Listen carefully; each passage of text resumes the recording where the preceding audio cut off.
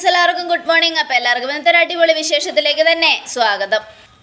അങ്ങനെ അലീനയെ വഴക്ക് പറഞ്ഞുകൊണ്ടിരിക്കുകയാണ് നമ്മുടെ വൈജ. നീ എന്താ കരുതിയേ? നിനക്ക് അങ്ങനെ എന്നെ നാണം കെടുത്തി ആരെങ്കിലും സഹായിക്കണമെങ്കിൽ നീ നിൻ്റെ വീട്ടിൽ വെച്ചോളണം. ഇത് എൻ്റെ വീടാ, ഇവിടെ ആരെ സഹായിക്കണം വേണ്ടെന്നൊക്കെ ഞാൻ തീരുമാനിക്കും, മനസ്സിലായോടി? ആ ശരി, ഇനി അങ്ങനെ ആവർത്തിക്കില്ല എന്നും പറഞ്ഞുകൊണ്ട് അലീന മുറിയിലേക്ക് പോവുക. ഇതങ്ങനെ വെറുതെ വിടാൻ പറ്റില്ല ബാലചന്ദ്ര, വിട്ടേക്ക് വൈജയെ.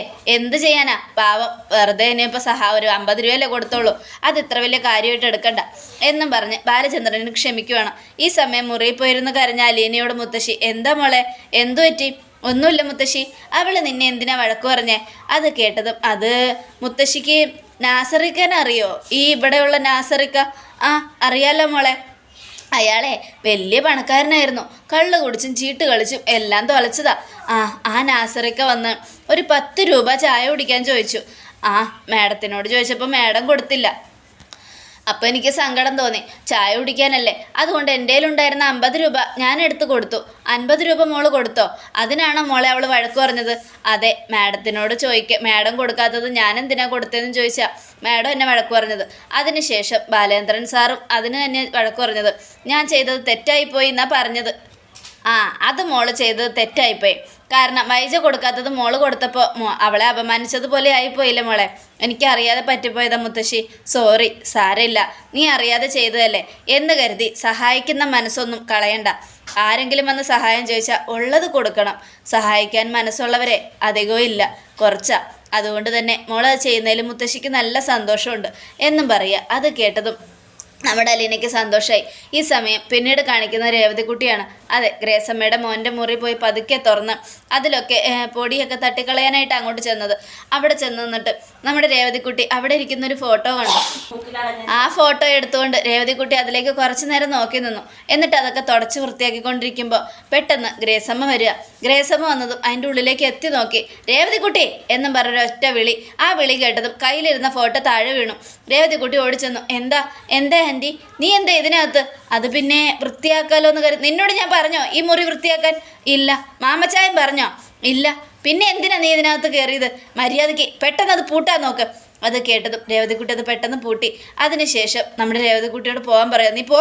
അപ്പോൾ രേവതിക്കുട്ടി പോയി. ഈ സമയം ആ ഡോറിൽ ചാരി നിന്ന് ഗ്രേസമ്മ ഒരുപാട് കരയുക. തൻ്റെ മോൻ്റെ ഓർമ്മകൾ വീണ്ടും ഗ്രേസമ്മയുടെ മനസ്സിലേക്ക് കയറി വന്നു. കർത്താവേ, എന്ത് തെറ്റാണ് ഞാൻ ചെയ്തത്? ഞങ്ങളുടെ മകനെ എന്തിനാ ഞങ്ങളിൽ നിന്നും പിരിച്ചത് എന്നും ആലോചിച്ചുകൊണ്ടാണ് ഗ്രേസമ്മ കരഞ്ഞത്.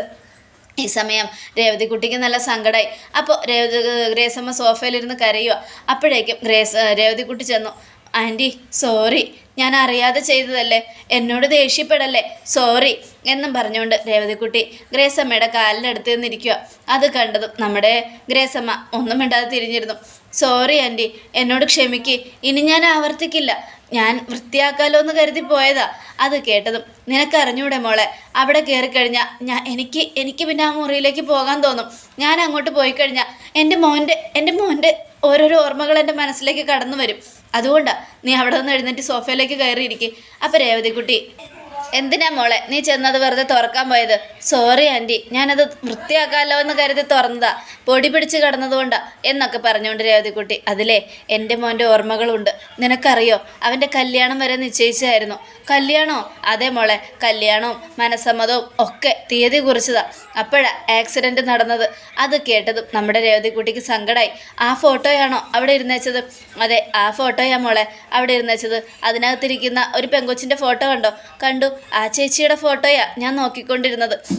ആ മോളായിരുന്നു എൻ്റെ മോനെ കല്യാണം കഴിക്കാനിരുന്നത്. അത് കേട്ടതും, എന്നിട്ട് പിന്നെ എന്താ സംഭവിച്ചേ? പിന്നെ എന്ത് സംഭവിക്കാൻ, ആക്സിഡൻറ്റ് പറ്റിയതിന് ശേഷം പിന്നെ അവളെക്കുറിച്ച് ഞങ്ങൾ അന്വേഷിച്ചിട്ട് പോലുമില്ല. അവൾ നല്ല രീതിയിൽ ജീവിക്കുന്നുണ്ടാവും. അത് തെറ്റല്ലേ? ഒന്ന് അന്വേഷിക്കായിരുന്നില്ലേ? ആ ചേച്ചി ഇപ്പോൾ എവിടെയുണ്ട്? കല്യാണം കഴിഞ്ഞോ? ഇല്ലെങ്കിൽ പഠിക്കുകയാണോ? ജോലിയുണ്ടോ എന്നൊക്കെ ഒന്ന് അന്വേഷിക്കായിരുന്നില്ലേ എന്നൊക്കെ പറയാം. വേണ്ട മോളെ, എന്തിന്? ഞങ്ങളുടെ മോനെ പോയി, ഇനി എന്തിനാ ഞങ്ങൾ അവളെക്കുറിച്ച് അന്വേഷിക്കുന്നത്? എന്നാലും ഒന്ന് അന്വേഷിച്ച് നോക്ക് എന്നൊക്കെ പറഞ്ഞുകൊണ്ട് രേവതിക്കുട്ടി ഉപദേശിക്കുകയാണ്. ഇത് കേട്ടതും നമ്മുടെ ഗ്രേസമ്മയുടെ മനസ്സിലേക്ക് അത് കയറി വന്നു. അതെ, അവളെക്കുറിച്ചൊന്ന് അന്വേഷിക്കണം. ഷെറിൻ എന്നാണ് കേട്ടോ പേര്. ഈ സമയം പിന്നീട് കാണിക്കുന്നത് ഒരു അമ്മയും മോളെയാണ്. അവർ രണ്ടുപേരും ഇങ്ങനെ നടന്നു വരുക. അവർ രണ്ടുപേരും അങ്ങോട്ടേക്ക് വരിക. അവർ വന്നതും നമ്മുടെ അലീനെ അന്വേഷിച്ചാണ് വന്നത്. അപ്പോൾ ഇത് കോളിംഗ് ബെല്ല് അടിക്കണം. അപ്പോൾ ആ കുട്ടി ചോദിക്കുക, അമ്മേ കോളിംഗ് ബെല്ല് അടിച്ചു, ആരും വന്നില്ലല്ലോ അമ്മേ, ഇവിടെ ആരും ഇല്ലേ, വരുമോ നോക്കാം മോളെ എന്നൊക്കെ പറഞ്ഞു. അത് വൈജിയായിരുന്നു. വൈജിയോട് അപ്പോൾ ആ അമ്മ ചോദിക്കുക, ഇവിടെ ഒരു പെങ്കൊച്ചുണ്ടായിരുന്നല്ലോ, അതിനെ കാണാനായിട്ട് വന്നതാ. ഏത് പെങ്കൊച്ച്? അത് എന്നെ ഒന്ന് സഹായിച്ച പെങ്കൊച്ച. എന്ത് സഹായിച്ചു? എൻ്റെ മോളുടെ ഓപ്പറേഷന് വേണ്ടി പൈസ തന്ന പെങ്കൊച്ച. പൈസ തന്ന പെങ്കൊച്ചോ? എത്ര രൂപയെ തന്നത്? 3000 രൂപ. 3000 രൂപയോ? അതെ, 3000 രൂപ കൊച്ച് തന്നതുകൊണ്ടാണ് ഇന്ന് എൻ്റെ മോള് ജീവനോട് ഇരിക്കുന്നത് എന്നും പറയണം. അത് കേട്ടതും നമ്മുടെ വൈജിക്ക് ഭയങ്കര ദേഷ്യമായി. അലീനെ, എടി അലീനെ എന്നും പറഞ്ഞുകൊണ്ട് ഒച്ചത്തിൽ വിളിക്കുക. അപ്പോഴേക്കും അലീന വന്നു. അലീന വന്നതും നമ്മുടെ വൈജി ചോദിക്കുക, നിനക്കിവരെ അറിയോടി? ആ അറിയാലോ എന്നും പറയുക. ഈ സമയം നമ്മുടെ വൈജ അകത്തേക്ക് പോവുക. അപ്പോൾ വൈജയുടെ മുന്നിൽ അകത്തേക്ക് പോകുന്ന സമയത്ത് അവർ പറയാം, മോളെ ഇതാ എൻ്റെ മോളന്ന് തന്ന 3000 രൂപ കൊണ്ട് എൻ്റെ മോളുടെ ഓപ്പറേഷൻ നടത്തി, നല്ല രീതിയിൽ തന്നെ നടന്നു, എൻ്റെ മോൾ ജീവിതത്തിലേക്ക് തിരിച്ചു വന്നു. അത് കേട്ടതും മോള് പഠിക്കുന്നുണ്ടോ? പഠിക്കുന്നുണ്ട് ആൻറ്റി. എത്രയിലാണ് പഠിക്കുന്നത്? 4ാം ക്ലാസ്സിൽ. നന്നായിട്ട് പഠിക്കണം കേട്ടോ. നമ്മൾ പഠിച്ച് നല്ല നിലയിലെത്തിയാലേ നമ്മുടെ അച്ഛനമ്മമാരുടെ കഷ്ടപ്പാട് മാറും. മോളങ്ങനെ പഠിക്കുമോ? പഠിക്കും ആൻറ്റി, ഞാൻ നന്നായിട്ട് പഠിക്കും, എൻ്റെ അമ്മയെ നല്ല രീതിയിൽ തന്നെ നോക്കും എന്നൊക്കെ ആ കുട്ടി പറയാ. സന്തോഷമായി മോളെ. ഇതൊക്കെ കണ്ടപ്പോൾ സഹിക്കാനാകാതെ വൈജ ദേഷ്യപ്പെട്ട് അങ്ങോട്ട് അകത്തേക്ക് അങ്ങ് ഭയങ്കരമായിട്ട് കയറിപ്പോയി. ഈ സമയം എനിക്ക് സന്തോഷമായി ചേച്ചി. മോളെ എനിക്കും നിന്നോട് എത്ര നന്ദി പറഞ്ഞാലും തീരില്ല. കാരണം അത്രയ്ക്ക് നല്ല മനസ്സാ. എത്രയൊക്കെ വീടുകൾ കയറി ഇറങ്ങിയാലും 10ഓ 20ഓ അതിൽ കൂടുതൽ ആരും തരില്ല. എത്ര സത്യം പറഞ്ഞാലും മരുന്നിൻ്റെ ചീട്ട് കാണിച്ചാലും ഒന്നും ആരും തരില്ല. പക്ഷേ നിനക്ക് ഞാൻ ആ ചീട്ട് കാണിച്ചപ്പോൾ തന്നെ വിശ്വാസമായി. അങ്ങനെ മോളെനിക്ക് ആ 3000 രൂപ തന്നത്. മോള് തന്ന 3000 രൂപ കൊണ്ടാണ് ഇന്ന് എൻ്റെ മോള് ജീവിച്ചിരിക്കുന്നത്. സന്തോഷമായി മോളെ എന്നും ഞങ്ങൾ മനസ്സിലോർക്കും. ഞങ്ങൾ പ്രാർത്ഥിക്കുന്ന ദൈവങ്ങളോടൊപ്പം മോളുടെ മുഖവും ഉണ്ടാവും. അത് കേട്ടതും നമ്മുടെ അലീന, അങ്ങനെയൊന്നും വേണ്ട ചേച്ചി, ഞാൻ വലിയ കാര്യമൊന്നും ചെയ്തില്ല. എൻ്റെ കയ്യിൽ ഉപയോഗിക്കാൻ പറ്റാതെ കുറച്ച് പൈസ ഇരുന്നു. ആ പൈസ ഞാനെടുത്ത് മോൾക്ക് വേണ്ടി തന്നു. അത് ഇത്ര വലിയ ത്യാഗമൊന്നുമല്ല. ഇല്ല മോളെ, അത് ത്യാഗം തന്നെയാണ്. മോളെപ്പോലെയുള്ളവർക്ക് ഇങ്ങനെയൊക്കെ ചിന്തിക്കാൻ കഴിയും. ഇപ്പം തന്നെ ഒരു മാഡം പോയില്ലേ, ആ മാഡം പൈസയൊക്കെ തരുന്ന കൂട്ടത്തിലല്ലെന്നറിയാം. അതാരാ? മോളുടെ അമ്മയാണോ? അത് കേട്ടതും അമ്മയാ ചേച്ചി എന്നും അലീന പറയാ. ഈ സമയം നല്ലതാ, മോൾക്ക് നല്ലതേ വരും, എന്നും നല്ലതേ വരും, ദൈവം കൂടെ ഉണ്ടാവും, മോൾ ധൈര്യമായിട്ടിരിക്കേ എന്നൊക്കെ പറഞ്ഞ് ആ ചേച്ചി അവിടെ നിന്ന് പോകാനൊരുങ്ങ. അപ്പോൾ ആ കുട്ടി, ചേച്ചി ആൻറ്റി ഇതെടുത്തോ, ഇതെന്താ മോളെ? ചോക്ലേറ്റാ, ആൻറ്റിക്ക് വേണ്ടി മേടിച്ചുകൊണ്ട് വന്നേ. അപ്പോൾ അലീന അത് തുറന്നു കയ്യിൽ നിന്നും ഒരു ചോക്ലേറ്റ് എടുത്തു. അതിനുശേഷം ആൻറ്റിക്ക് ഇത് മതി, താങ്ക്സ് മോളെ എന്നും പറയുക. അത് കേട്ടതും സന്തോഷത്തോടെ നമ്മുടെ അലീന അങ്ങനെ നിൽക്കണം. അപ്പോഴേക്കും അവരെന്താ, ഞാൻ വരട്ടെ മോളെ, എന്തായാലും മോള് ചെയ്തു തന്ന ഉപകാരം ഒരിക്കലും മറക്കില്ല കേട്ടോ എന്നും പറഞ്ഞുകൊണ്ട് അവരങ്ങനെ പോയി. ഈ സമയം ബാലചന്ദ്രനും നമ്മുടെ വൈജയും കൂടെ സംസാരിക്കുക. എന്നാലും ബാലചന്ദ്ര, ഇതങ്ങനെ വിടാൻ പറ്റില്ല. സഹായം ചോദിച്ചു വന്നവർക്ക് 10,000-3000 രൂപ എടുത്ത് എണ്ണി കൊടുക്കേണ്ട കാര്യം എന്താ? ഇവള് മനഃപൂർവ്വം നമുക്കിട്ടെന്തോ പണി തരുക എന്നുള്ള കാര്യം ഉറപ്പാ. അതുകൊണ്ട് സൂക്ഷിക്കണം. എന്തൊക്കെയായാലും എനിക്ക് നല്ല സംശയമുണ്ട്. അവളെ ശരിയല്ല ബാലേട്ടൻ്റെ റൂമിൽ നിന്നും കാണാതായ പൈസ അവൾ തന്നെയായിരിക്കും എടുത്തിട്ടുണ്ടാവുക. അല്ലാതെ 3000 രൂപയൊക്കെ വെറുതെ എടുത്ത് ആരെങ്കിലും കൊടുക്കുമോ? അതൊക്കെ ശരി തന്നെയാണ് വൈജയ്, നീ പറയുന്നതിലും കാര്യമുണ്ട്. എന്തായാലും ഞാനിനി കണ്ണു അടച്ചതങ്ങ് വിശ്വസിക്കുന്നില്ല. അവളെ എനിക്ക് ഭയങ്കര വിശ്വാസമായിരുന്നു. അവൾ ഒരിക്കലും തെറ്റേയില്ലെന്നാണ് എൻ്റെ വിശ്വാസം. പക്ഷേ എനിക്കിപ്പോൾ മനസ്സിലായി, 3000 രൂപയൊക്കെ വെറുതെ ആർക്കെങ്കിലുമൊക്കെ ദാനം ചെയ്യണമെങ്കിൽ അത് ഇവിടെ നിന്ന് മോഷ്ടിച്ച കാശ് തന്നെയായിരിക്കും. ഇത് ഞാൻ ചോദിക്കും, അവളിങ്ങ് വരട്ടെ എന്നൊക്കെ പറഞ്ഞുകൊണ്ട് ബാലചന്ദ്രനും ഇങ്ങനെ നിൽക്കുകയാണ്. ഈ സമയം നമ്മുടെ അലീന കയറി വരും. അതേ വരുന്നുണ്ട്. അലീനെ ഒന്ന് നിന്നേ. അപ്പം അലീനോട് നിന്നു. എന്താ ഇപ്പോൾ വന്ന ആ സ്ത്രീയെ നിനക്കറിയോ? ആ രാജമ്മ ചേച്ചി എനിക്കറിയാം. രാജമ്മ ചേച്ചിയോ? അപ്പം നിനക്കിതിന് മുമ്പേ പരിചയമുണ്ടോ? മുമ്പെന്ന് പറഞ്ഞാൽ കുറച്ച് ദിവസം മുമ്പ് അവരിവിടെ വന്നിരുന്നു. അവർ സഹായം ചോദിച്ചു. ആ മോളുണ്ടല്ലോ, ആ മോളുടെ ഓപ്പറേഷന് വേണ്ടിയാണ് സഹായം ചോദിച്ചത്. സഹായം ചോദിച്ചിട്ട് നീ എത്ര കൊടുത്തു? 3000 രൂപ. 3000 രൂപയെ? എന്തിനാ അലീനെ നീ 3000 രൂപ കൊടുത്തത്? അത് കേട്ടതും അത് 3000 രൂപ വേണമായിരുന്നു എന്ന് പറഞ്ഞു. പിന്നെ ഒരുപാട് വീടുകൾ കയറി ഇറങ്ങി വെയിലത്ത് വാടിത്തളർന്ന ആ ചേച്ചി അവിടെ വന്നിരുന്നത്. അപ്പോൾ ആരും പൈസ കൊടുക്കുന്നില്ല എന്ന് പറഞ്ഞു. കൊച്ചിൻ്റെ കാര്യം സീരിയസ് ആണെന്നും ഓപ്പറേഷൻ ഉടനെ നടത്തിയില്ലെങ്കിൽ ആപത്ത് സംഭവിക്കുമെന്നൊക്കെ പറഞ്ഞപ്പോൾ എനിക്ക് സഹിക്കാൻ പറ്റിയില്ല. എൻ്റെ കയ്യിലുണ്ടായിരുന്ന 3000 രൂപ ഞാൻ എടുത്തു കൊടുത്തു. അത് കേട്ടതും നിൻ്റെ കയ്യിലെന്ന് 1500 രൂപയുള്ളൂ എന്നല്ലേ നീ പറഞ്ഞത്? അത് പിന്നെ രാജമ്മ ചേച്ചിക്ക് കൊടുത്തു കഴിഞ്ഞതിൻ്റെ ബാക്കി 1500 ഉണ്ടെന്നാണ് ഞാൻ ഉദ്ദേശിച്ചത്. അത് കേട്ടതും ബാലചന്ദ്ര കേട്ടില്ലേ, ഇപ്പം മനസ്സിലായില്ലേ ഇവളുടെ കയ്യിൽ നിന്ന് കാശ് വരുന്നത് എങ്ങനെയാണെന്ന്? സൂക്ഷിക്കണം, ഇവളെ സൂക്ഷിക്കണം. ഇവള് കള്ളിയാ. ഞാൻ കള്ളിയൊന്നുമല്ല. ഞാനങ്ങനെ പൈസയൊന്നും മോഷ്ടിച്ചിട്ടുമില്ല. എൻ്റെ അലീനെ, കഷ്ടപ്പെട്ട് പണിയെടുക്കുന്നവരാണെങ്കിൽ പൈസ കൊടുക്കില്ല. പക്ഷെ നിനക്കിത് എവിടെ നിന്നോ കിട്ടിയതാ, അതുകൊണ്ടാണ് നീ കൊടുക്കുന്നത്. നീ പല വീടുകളിലും വീട്ടുജോലിക്ക് നിൽക്കുന്നവളല്ലേ. അങ്ങനെയുള്ളപ്പോൾ ഇത്രയും പൈസ നിനക്ക് എവിടെ നിന്ന് കിട്ടി? അത് കേട്ടതും ഞാൻ പറഞ്ഞല്ലോ, അത് എൻ്റെ കയ്യിലുണ്ടായിരുന്ന പൈസയാ. എൻ്റെ കയ്യിലുണ്ടായിരുന്ന പൈസയിൽ നിന്നുമാണ് ഞാൻ അവർക്ക് എടുത്തു കൊടുത്തത്. അല്ലാതെ എനിക്ക് മോഷ്ടിക്കേണ്ട കാര്യമൊന്നുമില്ല. അങ്ങനെ ആരെങ്കിലും എന്തെങ്കിലും വന്ന് പറഞ്ഞാൽ നീ ഉടനെ 10,000 രൂപ എടുത്ത് കൊടുക്കുക വേണ്ടത്. അലീനെ, ഇത് ശരിയല്ല. ഇത് ഒരിക്കലും ശരിയല്ല. എന്ത് ശരിയല്ല? എനിക്കത് ശരിയായിട്ട് തന്നെയാണ് തോന്നിയത്. എൻ്റെ കയ്യിലിരുന്നപ്പോൾ അതിന് വെറും കടലാസിൻ്റെ വിലയേ ഉണ്ടായിരുന്നുള്ളൂ. പക്ഷേ ഇപ്പോൾ എനിക്കൊരു വിശ്വാസമായി. കാരണം ആ പൈസ കാരണം ഇന്നൊരു കുഞ്ഞിൻ്റെ ജീവൻ അത് നിലനിന്നു. നിങ്ങളിത് കണ്ടോ? ആ കുട്ടി സന്തോഷത്തോടെ എൻ്റെ കയ്യിലേക്ക് തന്ന മിഠായിയാ. അതിൻ്റെ ജീവൻ തിരിച്ചു കിട്ടിയതിന് നന്ദിയായിട്ട് എനിക്ക് തന്ന സ്നേഹം. അതുകൊണ്ട് എനിക്കതിൽ സന്തോഷമേ ഉള്ളൂ. ഞാനൊരിക്കലും ഒരാളെയും സംശയിക്കാറില്ല. പക്ഷേ അങ്ങനെ ആരെല്ലാം സഹായം ചോദിച്ചു വന്നാൽ ഞാൻ എല്ലാം മനസ്സിലാക്കിയിട്ടേ കൊടുക്കൂ. അല്ലാതെ എടിപിടിയെന്ന് ഞാൻ ആർക്കും പൈസയൊന്നും വാരിക്കോരി കൊടുക്കാറില്ല. അത് ഞങ്ങളെങ്ങനെ വിശ്വസിക്കും? ഞങ്ങൾക്കെങ്ങനെ വിശ്വസിക്കാൻ പറ്റും? നീ പറയുന്നതൊക്കെ.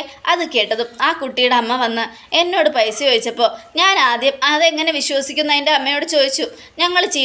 ഞാൻ ചീട്ടൊക്കെ കണ്ടു. നന്നായിട്ട് വായിച്ചു നോക്കിയതിന് ശേഷമാണ് ആ കുട്ടിയുടെ അസുഖം മനസ്സിലായതും പൈസ ഞാൻ കൊടുത്തതും.